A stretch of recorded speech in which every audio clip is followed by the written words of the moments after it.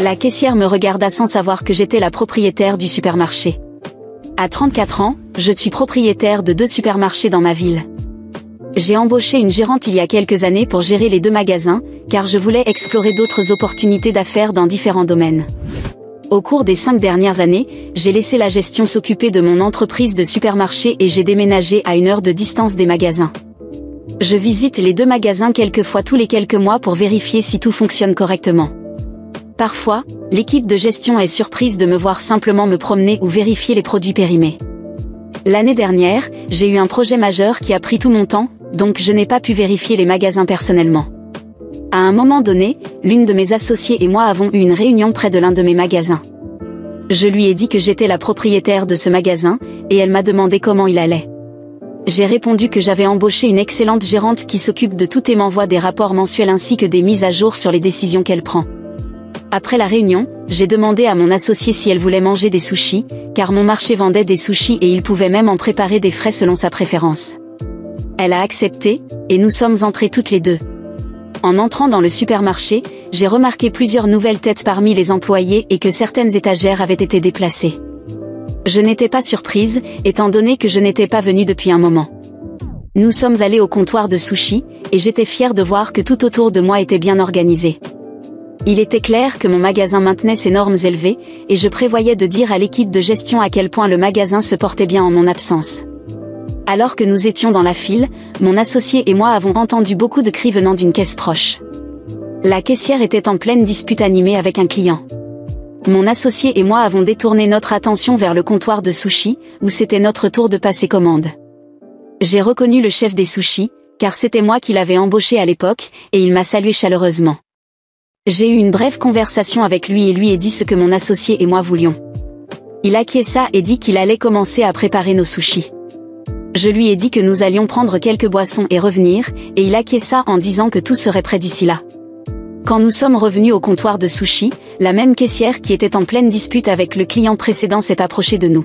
« Désolé, mais vous ne pouvez pas consommer ça ici sans payer d'abord. » « C'est la politique du magasin, dit-elle d'un ton sévère. Je lui ai répondu que nous ne comptions pas consommer sur place et que nous allions payer.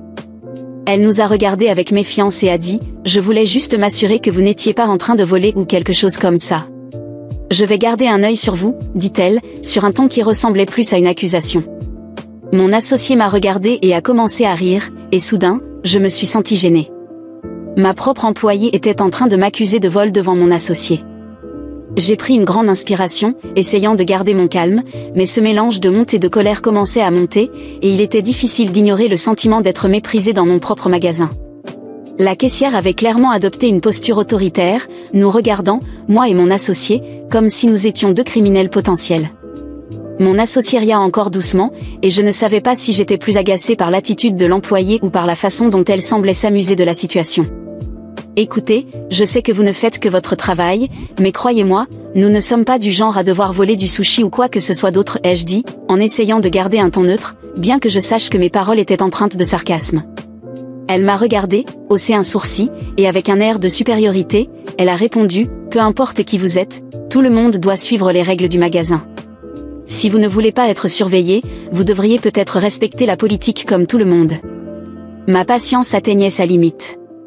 J'ai regardé mon associé, qui, cette fois, avait cessé de rire et me fixait avec un regard de « tu vas laisser passer ça ». Je pouvais sentir la tension dans l'air. « Très bien, allons payer tout de suite » ai-je dit, me dirigeant déjà vers la caisse avec les boissons à la main. Mais, à ma grande surprise, l'employée a insisté pour nous suivre, littéralement collée à nos pas, comme si elle croyait vraiment que nous allions cacher quelque chose dans nos poches dès qu'elle aurait le dos tourné. Nous sommes arrivés à la caisse et avons posé nos boissons sur le tapis roulant. La caissière s'est placée derrière le comptoir, et avec un air hautain, a scanné les articles. « Cela fait 15 €, a-t-elle dit, sans même me regarder. J'ai payé, sans faire de bruit, et j'ai remercié, en maintenant une façade de calme. Mais à l'intérieur, j'étais bouillonnante.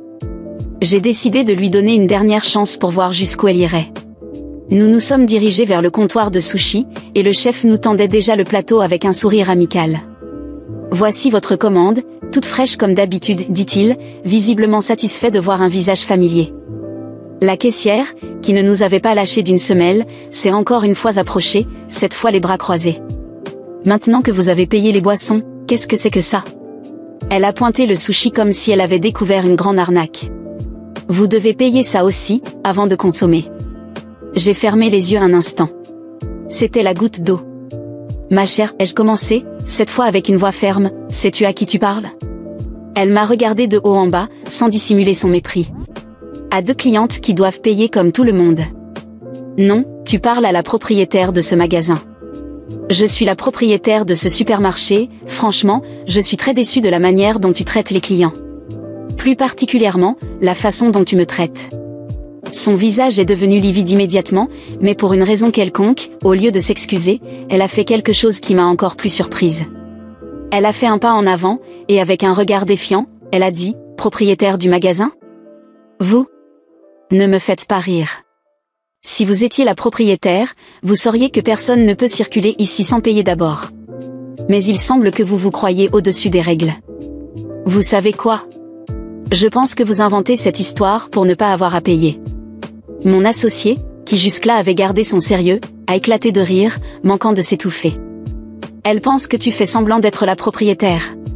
C'est incroyable. Mais je ne trouvais plus cela amusant. Pas cette fois. J'ai pris une grande inspiration et je me suis approchée de la caissière, mon visage à quelques centimètres du sien. Tu penses que je mens? Voyons ça. Sans perdre de temps, j'ai sorti mon téléphone de ma poche, cherché le numéro de la gérante du magasin et j'ai appelé, devant elle.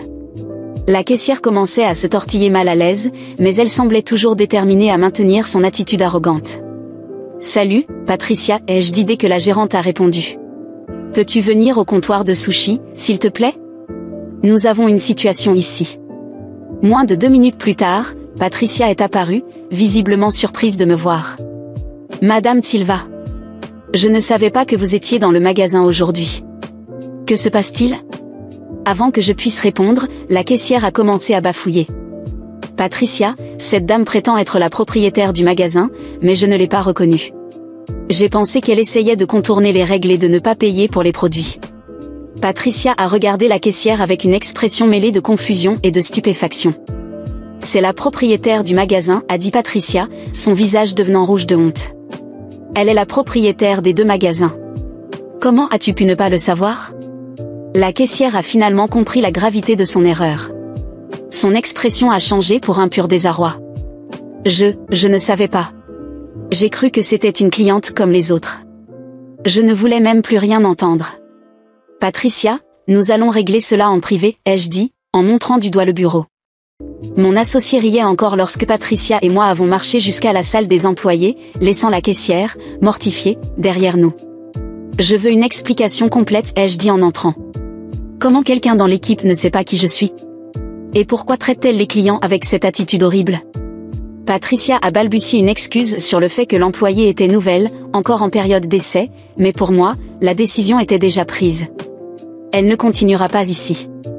Je ne peux pas avoir une employée qui traite n'importe quel client, et encore moins la propriétaire, avec un tel manque de respect. En sortant de la salle, j'ai vu la caissière encore debout là, embarrassée et sans savoir où se mettre. Je lui ai jeté un dernier regard froid et ferme, et j'ai simplement dit, « Considère que c'était ton dernier jour ici. » Je suis sortie du magasin avec mon associé, qui était maintenant plus sérieuse. « Eh bien, dit-elle, c'était inattendu. » Tu n'as pas idée, ai-je répondu, encore en train de traiter la colère et la frustration, mais aussi en ressentant le soulagement d'avoir remis les choses en ordre. Ce magasin, après tout, était toujours le mien. Et personne, surtout pas une employée mal informée, ne me manquerait de respect sous mon propre toit. Après cet incident au supermarché, les rouages de la justice se sont mis en marche, et il n'a pas fallu longtemps pour que la situation échappe au contrôle de l'ancienne caissière. Comme je l'avais promis, ce jour-là fut son dernier au magasin. J'avais clairement fait savoir à la gérante que les comportements préjudiciables et irrespectueux, qu'ils soient dirigés contre moi ou contre n'importe quel client, ne seraient pas tolérés. Le licenciement pour faute grave fut officialisé dès le lendemain, et Patricia, la gérante, lui remit la notification. Elle quitta le magasin sans faire d'histoire, mais je savais que ce ne serait pas la fin de l'affaire. Peu de temps après, j'ai reçu une notification du département juridique de mon entreprise. L'ancienne caissière avait apparemment décidé de me poursuivre en justice, affirmant qu'elle avait été licenciée injustement. Elle prétendait que son comportement ne méritait pas un licenciement pour faute grave et que ma réaction avait été excessive, simplement parce que je ne l'aimais pas. Elle ajoutait également que le fait que je sois la propriétaire ne devait pas me placer au-dessus des règles, et que j'avais agi de manière autoritaire. Je dois avouer que, pendant un moment, j'étais inquiète. Un procès pouvait signifier bien des tracas, et honnêtement, je n'avais pas le temps de gérer cela.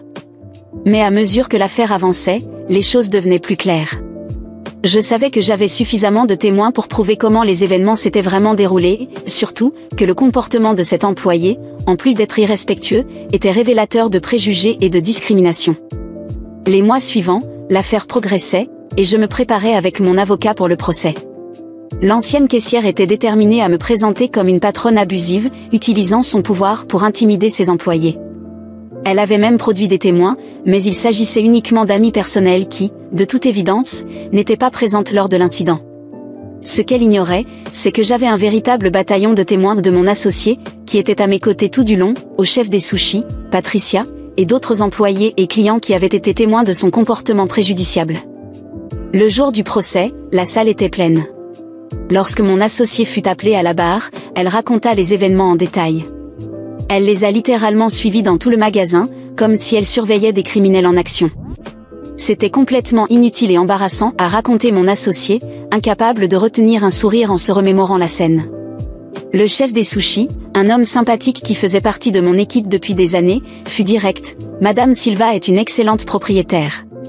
Elle a personnellement embauché beaucoup d'entre nous et nous a toujours traités avec respect.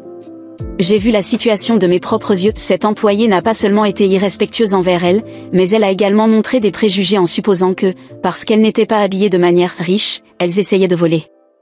Patricia, la gérante, a été claire dans son explication du licenciement. Nous avons une politique stricte de respect et d'inclusion dans ce magasin. Peu importe que ce soit un client ou la propriétaire, tout le monde mérite d'être traité de la même manière. Son comportement était inacceptable.